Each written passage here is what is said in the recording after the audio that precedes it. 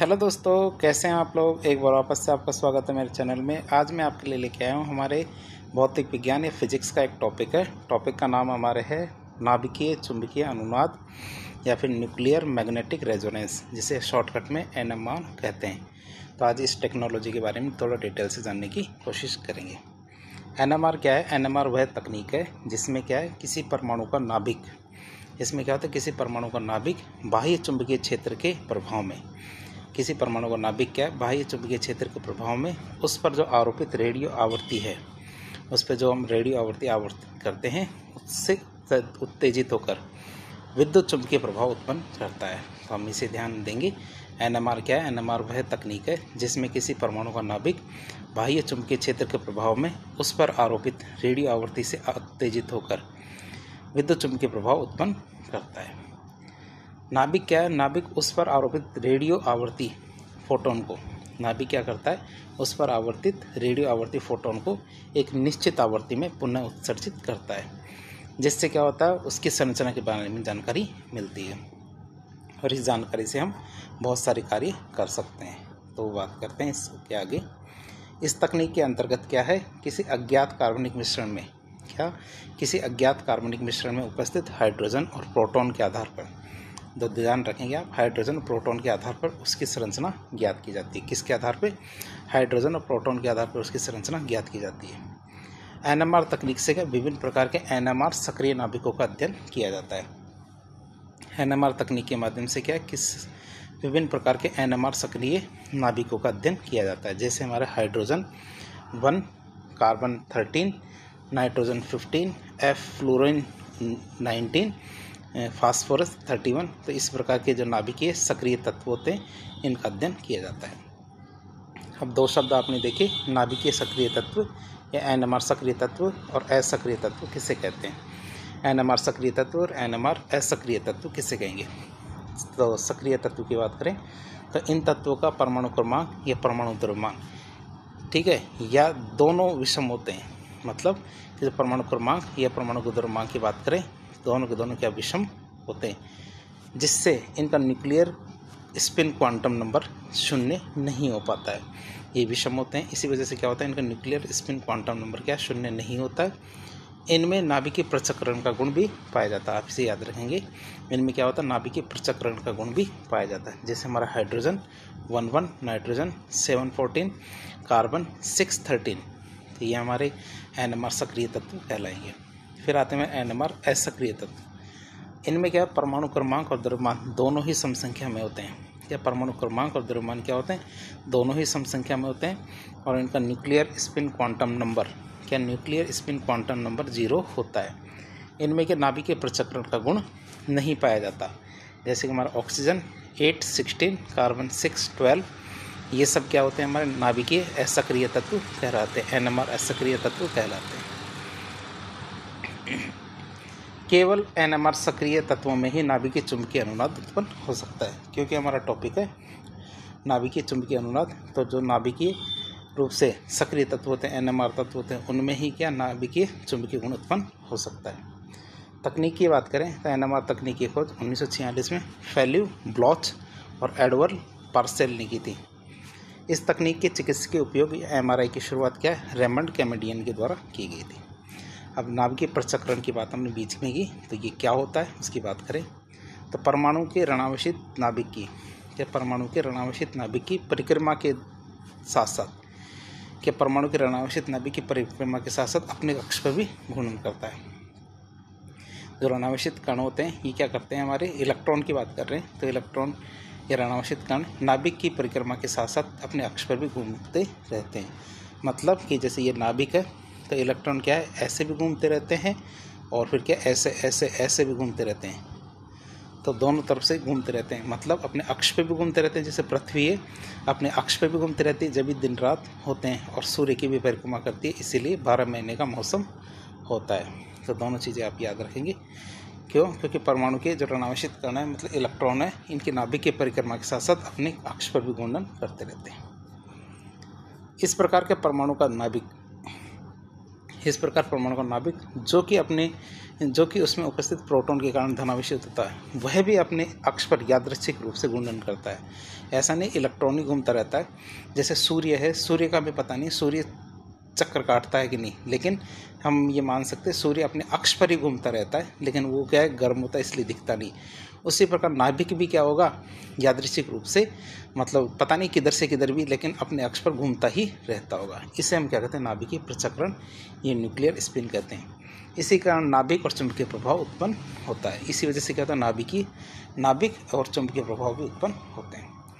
चूँकि सभी प्रोटॉन क्या यादृच्छिक घूर्णन करते हैं, तो उनमें एक रूपता का अभाव होता है। हो सकता है कि एक परमाणु जैसे कार्बन है, कार्बन में 6 प्रोटॉन है, 6 प्रोटॉन में एक प्रोटॉन तो इधर से इधर घूमे, मतलब इधर से इधर घूमे, तो हो सकता है दूसरा प्रोटॉन क्या है, इधर से इधर घूमे, तो हो सकता है किधर भी से भी किधर घूम सकते हैं, यादृच्छिक घूर्णन करते हैं। इसी वजह से इनमें क्या एक रूपता का अभाव पाया जाता है। अब उनमें क्या है, एक अवस्था होती है अल्फा अवस्था। अल्फा अवस्था की बात करें तो नाभिक पर बाह्य चुंबकीय प्रभाव आरोपित करने पर, क्या नाभिक पर जब बाह्य चुंबकीय प्रभाव आरोपित करेंगे तो अधिकांश प्रोटॉन के आरोपित चुंबकीय क्षेत्र की दिशा में स्वयं को व्यवस्थित कर लेते हैं। इसमें क्या होता है, जैसे ही नाभिक पर परमाणु है, परमाणु के नाभिक पर बाह्य चुंबकीय प्रभाव आरोपित करते हैं, तो अधिकांश प्रोटॉन क्या करते हैं, आरोपित चुंबकीय क्षेत्र की दिशा में स्वयं को व्यवस्थित कर लेते हैं और एक ही दिशा में घूर्णन करने लगते हैं। इसलिए यह अवस्था अत्यधिक स्थायी होती है। हालांकि इस स्थिति में कुछ प्रोटॉन को विपरीत दिशा में व्यवस्थित करते हैं, क्या हालांकि इस स्थिति में भी कुछ प्रोटॉन को विपरीत दिशा में व्यवस्थित करते हैं, परंतु उन्हें इस विपरीत दिशा में बने रहने के लिए अत्यधिक ऊर्जा की आवश्यकता होती है। फिर होती है हमारी बीटा स्पिन अवस्था। बीटा स्पिन अवस्था की बात करें तो स्पिन अवस्था में नाभिक पर रेडियो आवृत्ति की ऊर्जा आरोपित करने से प्रोटॉन अपने अक्ष पर 180 डिग्री घूमकर उत्तेजित अवस्था में आ जाते हैं। चित्र से आप पूरी तरह से समझ जाएंगे और प्रयुक्त बाह्य चुंबकीय प्रभाव के विपरीत दिशा में व्यवस्थित हो जाते हैं। इसे बीटा स्पिन अवस्था कहते हैं। तो चित्र में आप इसको समझ सकते हैं कि अल्फा अवस्था और बीटा अवस्था किसे कहते हैं। ये अल्फा स्पिन अवस्था है, ये बीटा स्पिन अवस्था है। तो इसमें देखते हैं, पहले तो ये बात करते हैं कि जैसे हमारा जो नाभिक है, ये सारे गोल गोल गोल गोल, ये क्या है, हमारे नाभिक है, सारे गोल गोल गोल गोल नाभिक है। शुरू में क्या है, तो ये कैसे भी घूमते रहते हैं, जैसे ये ऐसे घूमते रहते हैं, फिर ये ऐसे घूमते रहते हैं, कैसे भी घूमते रह सकते हैं। तो इनकी गति किधर भी हो सकती है, लेकिन हम क्या करेंगे, इनको क्या एक ही दिशा के अंदर व्यवस्थित कर देंगे। क्या करेंगे, एक ही दिशा के अंदर व्यवस्थित करेंगे। कैसे, कि बाह्य रूप से क्या करेंगे, मैग्नेटिक फील्ड लगा देंगे, मतलब चुंबकीय क्षेत्र आरोपित करेंगे। तो एक ही दिशा, मतलब जैसे ऊपर नीचे से ऊपर, जैसे इस दिशा में, इस दिशा में, इस दिशा में, एक ही दिशा में ये चक्रण करना शुरू कर देते हैं। इससे हम क्या कहते हैं, हम अल्फा स्पिन अवस्था कहते हैं। क्या, अल्फा स्पिन अवस्था कहते हैं। अब जब इसके ऊपर क्या उच्च आवृत्ति की मैग्नेटिक तरंगे जो हमने बीटा अवस्था की देखी, तो बीटा अवस्था में क्या करते हैं कि नाभिक पर क्या करते हैं, रेडियो आवृत्ति की ऊर्जा आरोपित कर देते हैं। क्या, रेडियो आवृत्ति की ऊर्जा आरोपित कर देते हैं। तो पहले तो क्या, ये इस दिशा में गति करते रहते हैं, फिर ये इस दिशा में गति करने लग जाते हैं। तो 180 डिग्री पूरा का पूरा उल्टा घूम जाते हैं, और उल्टा घूमने को हम क्या बोलते हैं, बीटा स्पिन अवस्था। इसमें क्या अधिक ऊर्जा चाहिए, ऐसा करने के लिए 180 डिग्री घुमाने के लिए अधिक ऊर्जा चाहिए, और यह अस्थायी अवस्था होती है। और प्रोटॉन को विपरीत दिशा या अवस्था में अपने आने के लिए क्या अतिरिक्त ऊर्जा की आवश्यकता होती है। क्या, विपरीत अवस्था में आने के लिए क्या अतिरिक्त रूप से ऊर्जा की आवश्यकता होती है। जब प्रयुक्त रेडियो आवृत्ति की ऊर्जा उस स्तर पर पहुंच जाती है, तो यह प्रोटॉन द्वारा अवशोषित कर ली जाती है। भाई जब क्या रेडियो आवृत्ति की ऊर्जा उन पर आरोपित की जाती है, तो यह ऊर्जा क्या प्रोटॉन के द्वारा अवशोषित कर ली जाती है, और वो प्रोटॉन क्या बीटा अवस्था में आ जाते हैं। इसी अवस्था को हम एनएमआर की अवस्था कहते हैं। बात करें तो चूंकि बीटा स्पिन अवस्था अस्थायी होती है, जैसे हमने देखा अल्फा स्पिन अवस्था तो स्थायी होती है और बीटा स्पिन अवस्था अस्थायी होती है, अतः प्रोटॉन पुनः अल्फा अवस्था में आने की कोशिश करते हैं, क्योंकि जो अस्थायी वह स्थायी होने की पूरी कोशिश करती है और अल्फा अवस्था में आने की कोशिश करती है, और अवशोषित रेडियो आवृत्ति की ऊर्जा को निश्चित आवृत्तियों में पुनः उत्सर्जित करेगी। जो रेडियो आवृत्ति की ऊर्जा उन्होंने अवशोषित की थी अल्फा कणों ने बीटा अवस्था में आने के लिए, तो वो वापस उत्सर्जित करना शुरू कर देंगी, और ये उत्सर्जित तरंगे रेडियो तरंगें हमें उस परमाणु का NMR स्पेक्ट्रम प्रदान करती है जिसका अध्ययन करके उसकी संरचना का पता लगाया जा सकता है। अब बात करते हैं इस विधि का उपयोग कैसे कर सकते हैं। अनुप्रयोग की बात करें तो NMR तकनीक का चिकित्सा क्षेत्र में व्यापक उपयोग MRI के रूप में किया जाता है। औद्योगिक क्षेत्र में हमारे रासायनिक विश्लेषण के लिए उपयोगी है। यह तरल एवं ठोस पदार्थों में अणुओं के संरचनात्मक स्वरूप के विश्लेषण में भी सहायक है। खाद्य और औषधि सामग्री में पानी वसा अनुपात ज्ञात करने में सहयोगी है। पाइपों में संक्षारक तरल पदार्थों के प्रवाह की निगरानी में सहायक है। तो हमने इसके उपयोग देखे। अब सबसे खास उपयोग है हमारा MRI। तो NMR और MRI की बात करें, ये दोनों ही तकनीक प्रोटॉन के द्वारा उत्सर्जित रेडियो आवृत्ति की तरंगों का अध्ययन पर आधारित है। या NMR और MRI की बात करें तो दोनों ही तकनीकें हमारे प्रोटॉनों द्वारा उत्सर्जित जो रेडियो आवृत्ति की तरंगें हैं उनके अध्ययन पर आधारित है। NMR क्या है? इन तरंगों की आवृत्ति का उपयोग सूचना एकत्रित करती है। कि NMR इन तरंगों की आवृत्ति का उपयोग करके सूचना इकट्ठी करती है, जबकि इन तरंगों की तीव्रता का उपयोग करके सूचना एकत्रित करने में करती है। जबकि इन तरंगों की तीव्रता का उपयोग किस में करती है? सूचना इकट्ठा करने में करती है। NMR क्या है? NMR स्पेक्ट्रोस्कोपी का उद्देश्य किसी पदार्थ की रासायनिक संरचना का पता लगाना है। NMR जो हमारी स्पेक्ट्रोस्कोपी है, इसका उद्देश्य क्या है? किसी पदार्थ की रासायनिक संरचना का पता लगाना है। जबकि हमारा MRI का उद्देश्य शरीर अथवा जो अंग है तो उनका विस्तृत प्रतिबिंब बनाना है। अब हम देखेंगे चुंबकीय अनुनाद प्रतिबिंबन। या चुंबकीय अनुनाद प्रतिबिंबन की बात करें तो चिकित्सा क्षेत्र में यह क्या हमारे चिकित्सा क्षेत्र में रेडियोलॉजी की एक आधुनिक तकनीक है, जिसके द्वारा क्या शरीर की आंतरिक संरचना और शारीरिक क्रियाओं के चित्र प्राप्त किए जाते हैं। तो इस तकनीक में क्या करते हैं, जो शरीर है तो शरीर की आंतरिक संरचना और शारीरिक क्रियाओं के चित्र प्राप्त किए जाते हैं।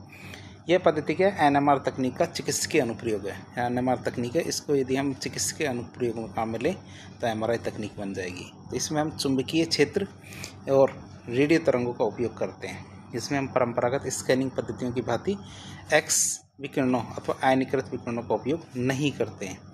ध्यान रखना, X विकिरणों और आयनीकृत विकिरणों का उपयोग नहीं करते हैं, जिसमें हमारे MRI पद्धति अपेक्षाकृत ज़्यादा सुरक्षित मानी जाती है। शरीर के जो कोमल अंग है, उत्तक है, इनका चित्र यह अन्य स्कैनों से बहुत अच्छा बनाती है। वो दूसरे स्कैन होते हैं उनके मुकाबले अच्छा चित्र बनाएगी। यह तकनीक हमारे NMR के सिद्धांत पर काम करती है। इसके लिए यह एक NMR सक्रिय तत्व की आवश्यकता होती है। इसके लिए एक NMR सक्रिय तत्व की आवश्यकता होती है और हाइड्रोजन सबसे अच्छा NMR सक्रिय तत्व है, जो हमारे शरीर में प्राकृतिक रूप से भी बहुत ज़्यादा पाया जाता है। पानी की बात करें तो शरीर का 70% पानी हमारा वसा आदि के रूप में MRI स्कैन में इन्हीं हाइड्रोजन परमाणुओं को NMR प्रभाव उत्पन्न करने के लिए उपयोग किया जाता है।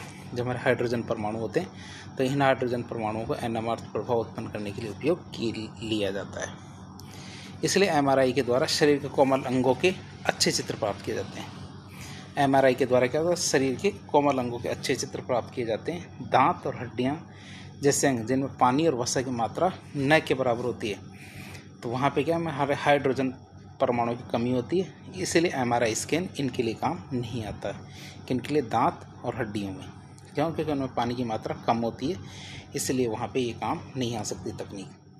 आंतरिक अंगों की बात करें तो आंतरिक अंगों की जांच के अतिरिक्त MRI शरीर के रक्त प्रवाह की जांच चिकित्सकीय रिसर्च में भी उपयोगी होती है। MRI तकनीक अजैव वस्तुओं के प्रतिबिंब प्राप्त करने, उद्योग में रासायनिक विश्लेषण करने में इनमें भी उपयोगी होती है। अब बात करते हैं MRI तकनीक किस तरह से काम करती है। सबसे पहले क्या, मशीन के मध्य की खाली जगह में क्या मरीज को लिटा दिया जाता है। इसमें एक मशीन होती है, मशीन में खाली जगह होती है, उसमें मरीज को लिटा दिया जाता है। इसमें बाह्य चुंबकीय प्रभाव उत्पन्न करने के लिए अतिचालक चुंबक का उपयोग किया जाता है। इसमें क्या है, बाह्य चुंबकीय प्रभाव उत्पन्न करने के लिए मतलब अल्फा जो अवस्था में लाने के लिए क्या करते हैं, बाह्य चुंबकीय प्रभाव उत्पन्न करेंगे, और इसके लिए क्या अतिचालक चुंबक का उपयोग किया जाता है, जो मशीन में क्या कुंडलित ट्यूब के रूप में व्यवस्थित कर दिया जाता है, जो एक कुंडलित ट्यूब के रूप में व्यवस्थित कर दिया जाता है। तो हम देख सकते हैं चित्र में जो एक मरीज है, ये बीचों बीच सोया हुआ है, पेशेंट है, ये पेशेंट लिखा हुआ भी यहाँ पे। तो MRI स्कैनर की बात है कि यहाँ पे मैग्नेट लगा हुआ है, गोल मैग्नेट, ग्रेडियंट कोयल्स है, हमारे रेडियो फ्रिक्वेंसी कोयल्स है। तो आप देख सकते हैं इस चीज़ को, और ये स्कैनर है।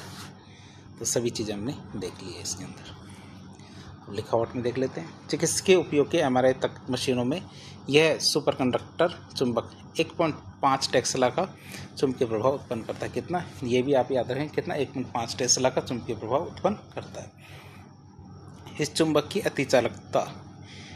अति चालकता को बनाए रखने के लिए इसे अत्यधिक ठंडा रखना पड़ता है और इसके लिए दोनों तरफ हीलियम भर के इसे ठंडा रखा जाता है। इसके लिए क्या करते हैं, दोनों तरफ से इसमें क्या करते हैं, हीलियम भर दिया जाता है जिससे ठंडा रहता है। तरल हीलियम की दोनों परतों के एक ओर चुंबक लगी होती है। तरल हीलियम की दोनों परतों के एक ओर क्या चुंबक लगा होता है और दूसरी ओर उन्हें तापरोधी परत से ढक दिया जाता है। क्या किया जाता है, दोनों परतों के मध्य के एक ओर क्या चुंबक लगा होता है और दूसरी ओर उन्हें तापरोधी परत से ढक दिया जाता है। चुंबक और हीलियम की परतों के अंदर की अंदर की तरफ एक चुंबकीय ग्रेडिएंट की परत होती है जो आरोपित चुंबकीय क्षेत्र को स्कैन करने वाली, आरोपित चुंबकीय क्षेत्र को स्कैन की जाने वाली जगह विशेष पर केंद्रित करने का काम करती है कि हमें जिस जगह का चित्र प्राप्त करना है उस जगह पे वो केंद्रित करती है उसको। ग्रेडियंट के अंदर रेडियो आवृत्ति की तरंगें ट्रांसमिट करने की परत होती है। ग्रेडियंट के अंदर क्या होता है, रेडियो आवृत्ति की तरंगें ट्रांसमिट करने वाली एक परत होती है जो एनएमआर सक्रिय तत्वों के परमाणुओं के प्रोटॉन को उत्तेजित कर देती है और उन्हें अल्फा स्पिन अवस्था से बीटा स्पिन अवस्था में ले जाती है। ये क्या करती है, उसे अल्फा स्पिन अवस्था से बीटा स्पिन अवस्था में ले जाती है। प्रोटॉन क्या है, अपनी अस्थायी बीटा स्पिन अवस्था से अल्फा स्पिन अवस्था में लौटने के क्रम में रेडियो तरंगों को उत्सर्जित करते हैं और ये उत्सर्जित रेडियो तरंगे शरीर के संबंधित उत्तक या फिर अंग इनकी संरचना के अनुसार अपनी ऊर्जा, तीव्रता, तरंगदैर्ध्य आदि में भिन्न भिन्न होती है। जो रेडियो तरंगे उत्सर्जित होती है ये जैसा उत्तक होगा या जैसा अंग होगा उसकी संरचना के अनुसार अपनी ऊर्जा, तीव्रता, तरंगदैर्ध्य में भिन्न भिन्न होती है, जिसकी सहायता से शरीर के उस अंग की आंतरिक संरचना का प्रतिबिंब बनाया जा सकता है। तो इसी की सहायता से क्या होता है, शरीर के उस अंग की आंतरिक संरचना का प्रतिबिंब बनाया जा सकता है। क्योंकि क्या होता है कि भिन्न भिन्न उत्तकों में उपस्थित वसा और पानी की मात्रा भी भिन्न भिन्न होती है। हर उत्तक और हर अंग में क्या है, पानी और वसा की मात्रा भिन्न भिन्न होती है। इसलिए एमआरआई के द्वारा उसका सुस्पष्ट चित्र बना दिया जाता है। एमआरआई क्या करती है, उसका बहुत अच्छा चित्र बना देती है। जब भी किसी उत्तक की संरचना में कोई परिवर्तन आता है, जैसे हमारी गांठ बन जाती है, कैंसर कोशिकाओं की उपस्थिति होती है, तो उत्तक के उस प्रभावित भाग के द्वारा उत्सर्जित तरंगे उसके स्वस्थ भाग द्वारा उत्सर्जित तरंगों से भिन्न हो जाती है। परिणाम स्वरूप क्या होता है, उत्तक में आई यह विकृति एमआरआई के द्वारा प्राप्त प्रतिबिंब में स्पष्ट रूप से दिखाई देती है। एमआरआई में इन चीज़ों को आसानी से देख सकते हैं। एमआरआई की बात करें तो एमआरआई में चित्रों को अधिक स्पष्ट और उच्च गुणवत्ता का प्राप्त करने के लिए एक विभेदी कारक कॉन्ट्रास्ट एजेंट होता है, गैडोलिनियम, नाम याद रखें, गैडोलिनियम, इसका उपयोग किया जाता है। इसको साफ प्राप्त करने के लिए क्या करते हैं, गैडोलिनियम का उपयोग करते हैं। उत्तकों में उपस्थित द्रव की मात्रा के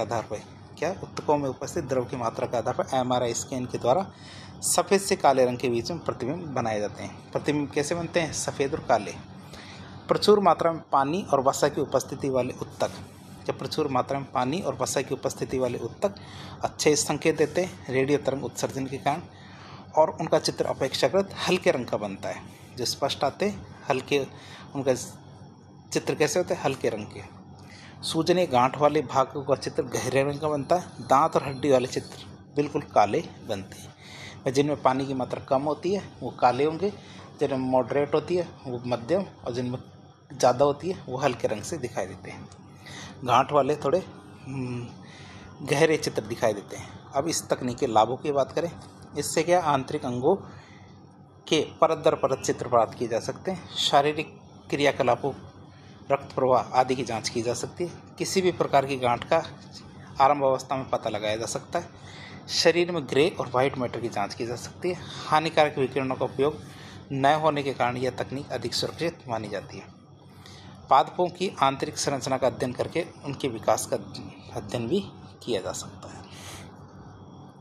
अब इस तकनीक की कमियों की बात करें तो यह तकनीक क्या अधिक महंगी है। दांत और हड्डियां जैसे अन्य अंग जिनमें पानी नहीं होता उनकी जांच एमआरआई से नहीं की जा सकती। फिर बात करें तीव्र चुंबकीय बल प्रयुक्त होने के कारण ऐसे व्यक्तियों का स्कैन नहीं किया जा सकता है जिनके शरीर में धातु का बना कोई उपकरण प्रत्यारोपित किया गया हो, जैसे हमारे पेसमेकर, हड्डी, जोड़ने के लिए कोई धातु की छड़ या बोल्ट लगाए गए तो वो इस तकनीक का उपयोग नहीं कर सकते। और कभी कभी गैडोलीनियम जो हम प्रयुक्त करते हैं उसका भी नकारात्मक प्रभाव देखने को मिलता है। तो इस तरह एक लेक्चर के जरिए हमने नाभिकीय चुंबकीय अनुनाद के बारे में जानने की कोशिश की। तो इस प्रकार के इन्फॉर्मेटिव वीडियो देखने के लिए हमारे चैनल से जुड़े। वीडियो यदि पसंद आता तो वीडियो को लाइक करें, चैनल को सब्सक्राइब करें, अपने दोस्तों के साथ शेयर करें। धन्यवाद।